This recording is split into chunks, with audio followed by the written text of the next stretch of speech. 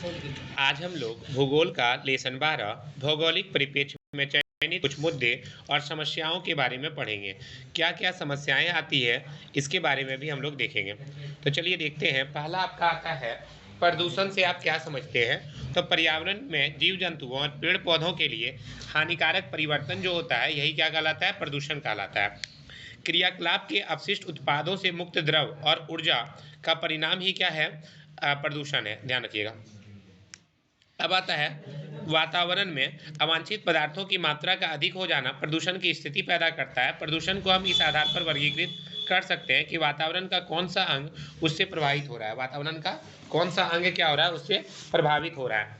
अब अगला आपका दे रहा है, तो प्रदूषण के कई सारे आधार हैं। क्या क्या आधार बताया गया। पहला बताया गया वायु प्रदूषण, ध्वनि प्रदूषण, मृदा प्रदूषण, जल प्रदूषण। ये सब प्रदूषण का अंग है।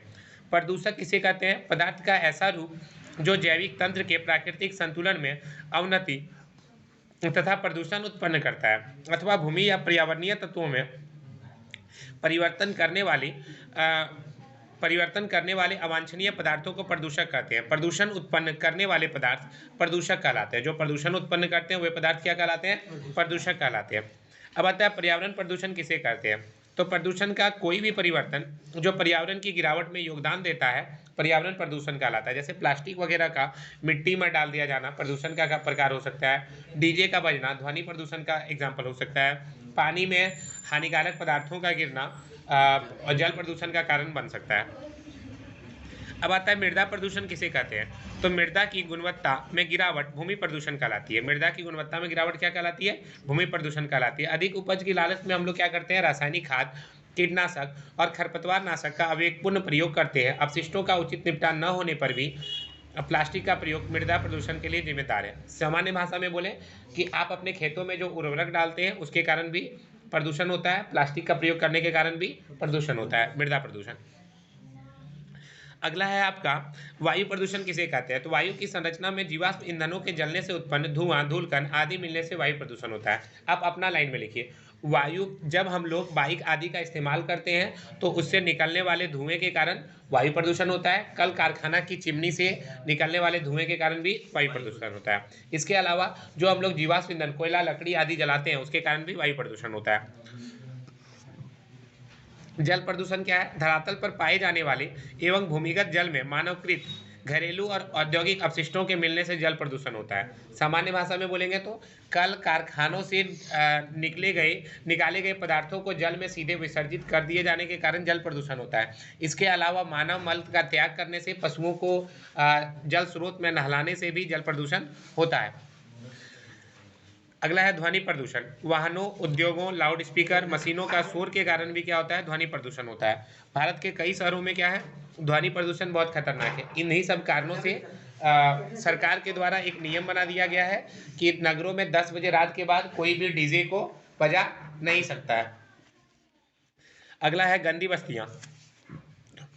ये न्यूनतम वांछित आवासीय क्षेत्र होते हैं जहाँ जीर्ण शीर्ण मकान, मतलब मकान की स्थिति बहुत डल हो गई है, स्वास्थ्य की निम्न सुविधा है, आवश्यक आधारभूत चीज़ों का अभाव पाया जाता है, इसको गंदी बस्तियां कहा जाता है। नगरों में मलिन बस्तियों की समस्या इस समय के देश की महत्वपूर्ण चुनौती बनी हुई है। अब आता है धूम्र कोहरा। महानगरों में उद्योगों या वाहनों से निष्कासित धुआं पर्याप्त मात्रा में वायु में मिल जाता है। अगर हम बात करें महानगरों में क्या होता है, वायु महानगरों में उद्योग या वाहन से जो धुआं निकलता है वह क्या करता है, वायु में मिल जाता है, धूम्र कोहरा का निर्माण करता है। और कोहरा और धुएं के मिश्रण से यह और घना हो जाता है जिसे धूम्र कोहरा कहते हैं। यही कारण से आप लोग जानते हैं दिल्ली की स्थिति बहुत ज़्यादा वीक है और दिल्ली में हमेशा मास्क लगाने के लिए कहा जाता है। कोरोना आने के पहले भी वहाँ के लोग मास्क लगाते थे ताकि सही हमें क्या कर सके, हवा मिल सके। अगला है भूमि निम्नीकरण। इसका अभिप्राय अस्थायी या अस्थायी तौर पर भूमि की उत्पादकता से है। तो भाई भू निम्नीकरण क्यों होता है, तो हम अभी जस्ट बताए थे, अधिक मात्रा में उर्वरक का उपयोग करने के कारण भूमि की उर्वरा शक्ति क्या होती है, एक समय तो बढ़ती है लेकिन उसके बाद घट जाती है। अगला है व्यर्थ भूमि। यद्यपि सभी निम्न कोटि भूमियां व्यर्थ भूमि नहीं है, लेकिन वनों के नाश और अधिक सिंचाई जैसी प्रक्रियाओं के कारण क्या हो जाता है, इसे व्यर्थ भूमि में बदला जाता है। इसे कहाँ बदला जाता है, व्यर्थ भूमि में बदल दिया जाता है। अगला है निम्नीकृत भूमि। दूर संवेदन तकनीक की सहायता से निम्नलिखित भूमि की पहचान की गई है, जो प्राकृतिक खड्ड, मरुस्थल या तटीय रेतीली भूमि, बंजर चट्टान क्षेत्र, तीव्र ढाल वाली भूमि तथा हिमानी क्षेत्र के रूप में पाई जाती है। मानव जनित निम्न कोटि भूमियों में जलाक्रांत और दलदली क्षेत्र भी पाए जाते हैं, जो कि ज़्यादा काम में नहीं आते। अब दलदली क्षेत्र का उपयोग तो हम ज़्यादा नहीं कर सकते हैं, आप लोग सभी जानते हैं। ग्रामीण शहरी प्रवास, बहुत सारे लोग क्या करते हैं, नगरीय क्षेत्रों में रोजगार के अधिक अवसर होने के कारण ग्रामीण क्षेत्र से कहाँ चले जाते हैं, नगर में आकर के बस जाते हैं। अगला है प्रवास, विशिष्ट उद्देश्य से देश के अंदर एक स्थान से दूसरे स्थान पर जाना को प्रवास भी कहा जाता है। एक स्थान से दूसरे स्थान को जाना को क्या बोला जाता है, प्रवास बोला जाता है। अगला है अम्लीय वर्षा किसे कहते हैं। औद्योगिक और नगरीकृत क्षेत्रों में जीवाश्म ईंधन जलाने से क्या होता है, भारी मात्रा में वायुमंडल में सल्फर, नाइट्रोजन के ऑक्साइड छोड़े जाते हैं। वर्षा होने पर वर्षा जल जब इन ऑक्साइडों के साथ क्रिया कर क्रमशः सल्फ्यूरिक अम्ल और नाइट्रिक अम्ल के साथ भूपटल पर बरसता है, तो इसको क्या कहा जाता है, अम्लीय वर्षा कहा जाता है। सामान्य भाषा में बोले, उद्योगों से निकलने वाले जीवाश्म ईंधन के कचरे से सल्फर और नाइट्रोजन ऑक्साइड छोड़े जाते हैं। ये बारिश होने के साथ साथ उसी पानी में मिल जाते हैं और मिल करके सल्फ्यूरिक अम्ल और नाइट्रिक अम्ल के साथ बरसते हैं। इसे क्या कहा जाता है, अम्लीय वर्षा कहा जाता है। ठीक है। और ज़्यादा अम्लीय वर्षा होने पर हमारे शरीर में काफ़ी तरह के रोग हो सकते हैं, या फिर ताजमहल पर पड़ने के कारण ताजमहल क्या हो रहा है, पीला पड़ रहा है। धूम्र कोहरा, नगरों के ऊपर फैला कोहरा जिसे शहरी धूम्र कोहरा भी कहा जाता है, यह वायुमंडलीय प्रदूषण के कारण होता है। अगला है भारत में नगरीय अपशिष्ट निपटान एक गंभीर समस्या है। मुंबई, बेंगलुरु, कोलकाता, चेन्नई आदि शहरों में ठोस अपशिष्ट के 90% को एकत्रित करके उसका निपटान किया जाता है, परंतु देश के अन्य शहरों में ऐसा नहीं है। तो देखो, कुछ कुछ शहर में जो है अपशिष्ट का निपटान की समस्या है, लेकिन सारा जगह पर नहीं है। छोटी और मध्यम नगरों में रोजगार कम होने के कारण लोग सीधे अपनी आजीविका के लिए महानगरों में पहुंचते हैं, जिसके कारण वहां की जनसंख्या क्या होती है, बढ़ जाती है। अगला क्वेश्चन है आपका, निम्नलिखित में से सर्वाधिक प्रदूषित नदी कौन सी है। तो सर्वाधिक प्रदूषित नदी यमुना है। सर्वाधिक प्रदूषित नदी क्या है, यमुना है, ध्यान रखिएगा। निम्नलिखित में से कौन सा रोग जलजन्य है। तो जलजन्य रोग कौन सा है आपका, जल के कारण अतिसार होता है। जल के कारण क्या होता है, अतिसार। निम्नलिखित में से कौन सा अम्ल वर्षा का एक कारण है, वायु प्रदूषण। वायु प्रदूषण होने के कारण क्या हो रहा है, वायु में नाइट्रस ऑक्साइड जैसे खतरनाक गैस मिल जा रहे हैं, जिसके कारण क्या हो रहा है, अम्ल वर्षा होती है, तो वायु प्रदूषण। अगला है प्रतिकर्ष और अपकर्ष कारक उत्तरदायी है। प्रतिकर्ष, प्रतिकर्ष मतलब यहाँ पर सारवा में मान लेते हैं रहने की सुविधा अच्छा नहीं है, इनकम अच्छा नहीं है, तो हमको क्या करना पड़ेगा, प्रवास करना पड़ेगा। तो प्रतिकर्ष और अपकर्ष कारक उत्तरदायी है किसके लिए, प्रवास के लिए। औद्योगिकरण से कौन सा प्रदूषण होता है, सब होता है, जल प्रदूषण, वायु प्रदूषण, ध्वनि प्रदूषण, सारा चीज होगा। अब लेकिन सर आप तो बोले अभी धुआं निकलता है, ठीक है भाई, तो आवाज भी तो होता है, मशीन चलेगा तो ध्वनि प्रदूषण भी हो जाएगा। पानी वगैरह में कुछ कचरा भी डाल देता है तो जल प्रदूषण भी हो गया, यानी इनमें से सभी। निम्नलिखित में से कौन सा कारण जल प्रदूषण के लिए सर्वाधिक रूप से उत्तरदायी है, जल प्रदूषण के लिए सर्वाधिक उत्तरदायी।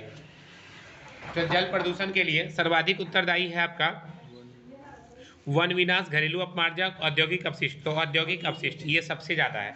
घरेलू अपमार्जक से भी जल प्रदूषण होता है, लेकिन उद्योग से सबसे ज्यादा होता है, क्योंकि उद्योग का कचरा सीधा उसी में गिरा दिया जाता है। आगे देखते हैं, सिंचित क्षेत्रों में मृदा निम्नीकरण का मुख्य कारण क्या है। तो मृदा निम्नीकरण का मुख्य कारण क्या है, वायु अपर्दन, सिल्ट का जमाव, अवनालिका अपर्दन या मृदा लवणता। सिंचित क्षेत्रों में तो अवनालिका अपर्दन हो जाएगा, अवनालिका अपर्दन, 7 का गौ। पर्यावरणीय ह्रास के क्या कारण हो सकते हैं, पर्यावरण का ह्रास क्यों हो रहा है, किसके कारण हो रहा है, प्राकृतिक प्रकोप से, पर्यावरण आघात से, प्राकृतिक आपदा से, या इनमें से सभी। तो इनमें से सभी। ध्वनि की माप की इकाई क्या है, ध्वनि को माप को किस में मापते हैं हम लोग, तो ध्वनि के माप को डेसिबल में मापते हैं। ध्वनि के माप को किस में मापते हैं, डेसिबल में मापते हैं, ध्यान रखिएगा।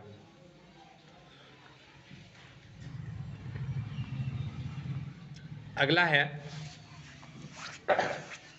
निम्नलिखित में से किस प्रदूषण द्वारा सर्वाधिक बीमारी होती है। वायु प्रदूषण होना चाहिए, वायु प्रदूषण से। वायु प्रदूषण से सबसे अधिक बीमारी होती है। विशालतम गंदी बस्ती धारावाही कहाँ स्थित है? तो धारावाही जो है मुंबई में स्थित है। ठीक है, धारावाही जो है एक जगह का नाम है, वो कहाँ पर स्थित है? मुंबई में स्थित है। ध्वनि प्रदूषण के मुख्य प्रमुख स्रोत क्या है? मोटर वाहन, लाउड स्पीकर, उद्योग या इनमें से सभी? इनमें सभी हो जाएगा, उपयुक्त सभी। अम्लीय वर्षा का मुख्य कारण क्या है?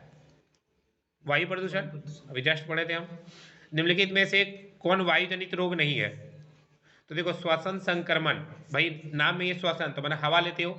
नेत्र सलेस्मा शोध, ये भी आपका वायु के कारण ही होता है। श्वास नली ग्रोथ, ये भी होता है। अतिसार वायु जनित नहीं है, ये जल जनित होता है। अतिसार जो होता है आपका जल जनित होता है, ध्यान रखिएगा। अगला, प्रदूषण क्या है? तो पर्यावरण का वह कोई परिवर्तन जो पर्यावरण की गिरावट का कारक होता है, प्रदूषण कहलाता है। पर्यावरण का वह कोई परिवर्तन जो पर्यावरण की गिरावट का कारक होता है, क्या कहलाता है? प्रदूषण कहलाता है। प्रदूषक किसे कहते हैं? तो प्रदूषण उत्पन्न करने वाले पदार्थों को प्रदूषक कहा जाता है। प्रदूषक क्या हो सकते हैं? ठोस, द्रव या गैस के रूप में होते हैं। प्रदूषक किसके रूप में होते हैं? ठोस, द्रव या गैस के रूप में। अगला क्वेश्चन है, वायु प्रदूषण के प्रमुख स्रोत क्या क्या है? वायु प्रदूषण के प्रमुख स्रोत की अगर हम बात करें तो जीवाश्म ईंधन जैसे कोयला, पेट्रोल, डीजल का दहन, खनन, औद्योगिक प्रक्रम, ठोस कचरा निपटान, वाहित मल निपटान आदि क्या है? वायु प्रदूषण के स्रोत है। क्या क्या बोले हम? कोयला, पेट्रोल, डीजल आदि के जलने के कारण क्या होता है? वायु प्रदूषण होता है।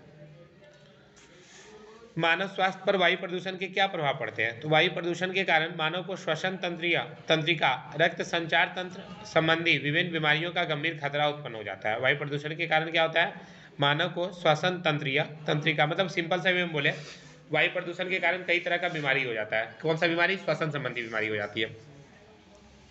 भारत में गांवों से आए हुए प्रवासियों की 3 सामाजिक समस्याएं बताइए। तो अब देखो, गांव से जो आदमी शहर चला जाता है वो लोग सामाजिक अकेलापन का शिकार हो जाता है, क्योंकि गांव में बहुत सारे लोग मिलते जुलते रहते हैं। शहर में लोगों के पास इतना समय नहीं होता, तो सामाजिक अकेलापन खलता है। दूसरा है शोषण, वहाँ पे जो लोग गांव से आते हैं उनका मजाक वगैरह ज़्यादा उड़ाया जाता है, तो उनका शोषण होता है। इसके अलावा वे लोग नशे की लत का शिकार हो जाते हैं, क्योंकि अधिकतर को यही देखता है कि भाई वो पीता है तो चलो हम भी पी लेते हैं। ये एक सबसे बड़ा बीमारी है इंडियंस की, जो देखेंगे वही करेंगे। प्रदूषण के वर्गीकरण की कसौटी क्या है? प्रदूषकों के परिवहित और विसरित होने का माध्यम के आधार पर प्रदूषण को वर्गीकरण किया जाता है। आप लोग जानते हैं ये वायु प्रदूषण, जल प्रदूषण, ध्वनि प्रदूषण, मृदा प्रदूषण, ये सब क्या है? अगला है, वायु प्रदूषण के लिए मुख्य रूप से कौन सा कारक जिम्मेदार है? तो जीवाश्म ईंधनों के लिए जलने से निकलना हुआ धुआं, ये सबसे ज्यादा जिम्मेदार है। वायु को प्रदूषित करने वाले प्रमुख प्रदूषक तत्व कौन कौन है? तो sulphur oxide, carbon dioxide, carbon monoxide, सीसा, एस्बेस्टस, धूलकण, ये सब क्या है? वायु को प्रदूषित करते हैं। वायु प्रदूषण के कारण कौन कौन सी बीमारियां होती है? तो वायु प्रदूषण के कारण श्वास संबंधी बीमारी, दमा, अस्थमा, तंत्रिका तंत्र जैसी बीमारी होती है। अगला है, अम्लीय वर्षा से आप क्या समझते हैं? तो वायु प्रदूषण के कारण वातावरण में मौजूद अवांछित तत्व वर्षा के जल के साथ मिलकर के नीचे आ जाते हैं। वायु प्रदूषण के कारण क्या होता है? वातावरण में जो मौजूद अवांछित तत्व हैं, ये क्या होते हैं? जल में मिलकर नीचे आ जाते हैं। इससे अम्लीय पदार्थ अधिक होते हैं और इसे क्या कहते हैं? अम्लीय वर्षा कहते हैं। जब वायु में नाइट्रस ऑक्साइड, सल्फ्यूरिक अम्ल जैसे खतरनाक गैसें मिल जाती हैं और जब बारिश होने के साथ साथ बारिश का पानी के साथ वह भी गिरता है तो उसे अम्लीय वर्षा कहा जाता है। ठीक है। अगला है आपका, धूम्र कोहरा से आप क्या समझते हैं? तो वातावरण में मौजूद धुआं और धूल के कण जब सामान्य रूप से बनने वाले कोहरे से मिल जाते हैं तो इसे धूम्र कोहरा कहते हैं। अभी जस्ट बताएं, वातावरण में मौजूद धुआं और धूल का कण जब सामान्य रूप से बनने वाले कोहरे से मिल जाएगा तो इसे क्या कहते हैं? धूम्र कोहरा। और यह स्वास्थ्य के लिए बहुत नुकसानदेह होता है। भारत में नगरीय अपशिष्ट निपटान से जुड़ी प्रमुख समस्या क्या क्या है? तो भारत में अधिकांश नगरों में नगरीय अपशिष्ट का 30 से 50% कचरा बिना समुचित निपटान के छोड़ दिया जाता है, जो गलियों में, घरों में के पीछे खुली जगह पर प्रतिभूमि पर जमा होता है और इससे उन क्षेत्रों में निवासित व्यक्तियों के स्वास्थ्य को गंभीर खतरा होता है। भारत में जल की गुणवत्ता के निम्नीकरण का मुख्य कारण क्या है? तो रासायनिक पदार्थों का मिलना, औद्योगिक और अन्य अवशिष्ट पदार्थों को हम लोग क्या करते हैं? पानी में बहा देते हैं, जिसके कारण ऐसा होता है। अगला है ध्वनि प्रदूषण शब्द की परिभाषा दीजिए। कोई भी ऐसा अनचाही आवाज जो मानव मस्तिष्क को प्रभावित करती है, असहनीय हो, बेचैनी बढ़ाती है, तब मानव स्वास्थ्य के लिए हानिकारक है, ध्वनि प्रदूषण कहलाती है। ऐसा आवाज जो मानव मस्तिष्क को प्रभावित करती है, असहनीय है, बेचैनी को बढ़ाने का काम करती है, उसको हम लोग क्या बोलते हैं? ध्वनि प्रदूषण। जैसे कि आपका हो गया लाउड स्पीकर का बजना, कल कारखानों से निकलता हुआ सॉरी आवाज, हाँ आवाज हो जाएगा बिल्कुल। भारत में उपलब्ध कितना प्रतिशत जल जो है प्रदूषित है? भारत में उपस्थित कितना प्रतिशत जल जो है प्रदूषित है? तो भारत का 70% जल क्या है? प्रदूषित है। जल प्रदूषण के होने के कारण 4 बीमारी का नाम: हैजा, पीलिया, टाइफाइड, पेचिस इत्यादि बीमारियां जल के प्रदूषण के कारण फैलती है। क्या क्या बोले हम? हैजा, पीलिया, टाइफाइड, पेचिस। ध्वनि को मापने की इकाई क्या है? डेसिबल है। ध्वनि को मापने की इकाई क्या है? डेसिबल है।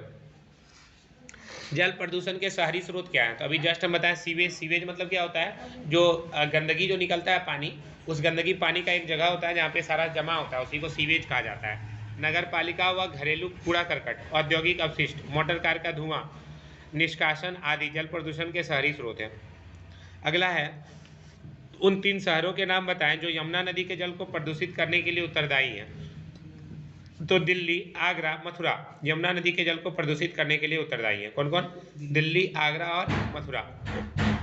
अगला है CFCS का क्या अर्थ है? तो क्लोरोफ्लोरोकार्बन्स। इसका मतलब क्या होता है? क्लोरोफ्लोरोकार्बन। यह ओजोन परत को क्षतिग्रस्त करता है। या किसको क्षतिग्रस्त करता है? ओजोन परत को। अगला है जल की गुणवत्ता में ह्रास के लिए जिम्मेदार प्रमुख कारक कौन से हैं? तो अगर बात करें जल की गुणवत्ता में ह्रास के लिए 3 प्रमुख कारण है। पहला, बढ़ती हुई जनसंख्या, जनसंख्या बढ़ रही है, औद्योगिक विस्तार बढ़ रहा है, और जल का अविवेकपूर्ण उपयोग हो रहा है, मतलब जल का सही तरीके से उपयोग नहीं किया जा रहा है। अगला बढ़ते हैं, नदियों के प्रदूषण के लिए जिम्मेदार प्रमुख उद्योग कौन से हैं? तो चमड़ा उद्योग, कागज और लुगदी उद्योग, वस्त्र उद्योग, रसायन उद्योग। ये सब क्या है? नदियों के प्रदूषण के लिए। तो चमड़ा उद्योग, कागज और लुगदी उद्योग, वस्त्र उद्योग, रसायन उद्योग। हालांकि सारा उद्योग को तो नदी का प्रदूषण के लिए जिम्मेदार है, क्योंकि सारा कचरा वहीं पर बहा दिया जाता है। अगला है जल प्रदूषण से होने वाली हानिकारक बीमारी कौन कौन सी है? डायरिया, हेपेटाइटिस, आंतों की कृमि आदि। डायरिया, हेपेटाइटिस, आंतों की कृमि आदि, ये सब क्या है? जल प्रदूषण से होने वाली बीमारी है। ध्वनि प्रदूषण के प्रमुख स्रोत का नाम क्या क्या है? तो विविध उद्योग, मशीनीकृत निर्माण, तोड़फोड़ कार्य, मोटर वाहन तथा वायुयान, ध्वनि प्रदूषण, ये सब प्रमुख कारण है। अगला है सतत पोषणीय विकास से आप क्या समझते हैं? तो सतत पोषणीय विकास एक ऐसा विकास है जिसके अंतर्गत भविष्य में आने वाली पीढ़ियों की आवश्यकताओं की पूर्ति को ध्यान में रखकर पर्यावरण को बिना प्रभावित किए वर्तमान पीढ़ी द्वारा अपनी आवश्यकताओं की पूर्ति पर दिया जाने वाला बल, मतलब आने वाली भावी पीढ़ी को ध्यान में रखकर किया गया अपना विकास सतत पोषणीय विकास कहलाता है। आने वाली भावी पीढ़ी को ध्यान में रखकर किया गया विकास सतत पोषणीय विकास कहलाता है। अगला है नगरों में अपशिष्ट निपटान संबंधी समस्या विकराल रूप लेती जा रही है। इस समस्या से संबंधित 3 तत्व कौन कौन से हैं? तो पहला हो गया अपशिष्ट के पृथक्करण की समस्या। नगरों में अभी भी सभी प्रकार के ठोस अपशिष्ट एक साथ इकट्ठा किया जाता है, जैसे धातु, शीशा, सब्जी के छिलके, कागज आदि। तो इसके निपटान में क्या होती है? बाधा आती है।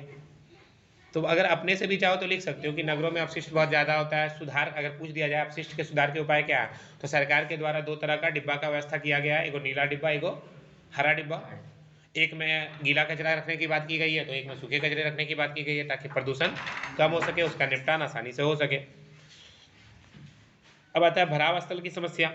महानगरों में कूड़ा डालने के लिए स्थान की कमी महसूस की जा रही है, पर्याप्त स्थान उपलब्ध नहीं है। सड़कों पर क्या किया जाता है? कूड़ा डाला जाता है। पुनर्चक्रण की समस्या, पृथक्करण न होने और पर्याप्त जागरूकता का अभाव से अपशिष्ट का पुनर्चक्रण भी नहीं हो पाता है।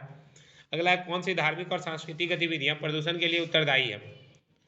तो क्या क्या उत्तरदायी है? पहला हो गया तीर्थ यात्रा और धार्मिक कर्मकांड, दूसरा हो गया धार्मिक मेला, तीसरा पर्यटन, पर्वतारोहण, खोज अभियान, मृत शरीर को जलाना या जल में बहा देना, घर के धार्मिक अपशिष्टों को फेंकना या बहाना। ये सब क्या है? धार्मिक और सांस्कृतिक गतिविधि है जिसके कारण प्रदूषण होता है। ठीक है, तो आप लोग सबको ही देखें ये सारा चीज।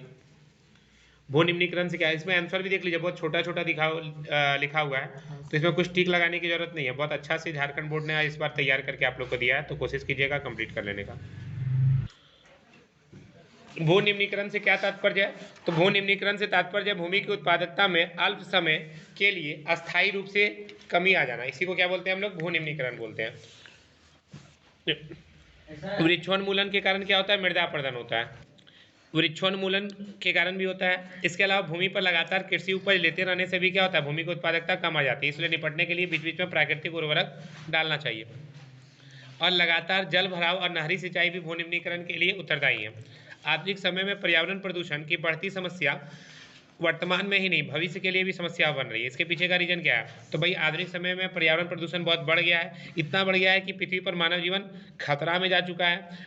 प्राकृतिक वातावरण पर इस प्रदूषण का प्रभाव धीरे धीरे बढ़ रहा है। सभी मंडल, जल मंडल, स्थल मंडल, वायुमंडल, सारा चीज़ क्या हो रहा है? इससे प्रभावित हो रहा है। गाँव, कस्बा और नगर सब चीज़ प्रभावित हो रहा है, स्थिति बहुत खराब हो रही है। वर्तमान या न केवल वर्तमान बल्कि आने वाली पीढ़ी के लिए भी यह गंभीर समस्या बन रही है। वायु प्रदूषण पहले भी जानते हैं आप लोग, ये अपने से पढ़ लीजिएगा, वायु प्रदूषण बहुत बार बता चुके हैं। लोग एक ग्रामीण से शहर की ओर क्यों जा रहे हैं? तो भाई पहला चीज़ नियमित और अच्छी मजदूरी की मांग में, पहला चीज़। दूसरा क्या होता है? शहरों में शिक्षा, स्वास्थ्य, रोजगार के अवसर अच्छा होता है।